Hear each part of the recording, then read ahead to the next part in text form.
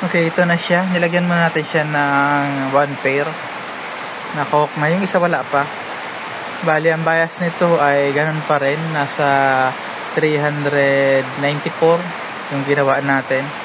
Yung kabila, hindi mo natin inalagyan. Ito, nag-chunk tayo ng oscilloscope. Ito na siya.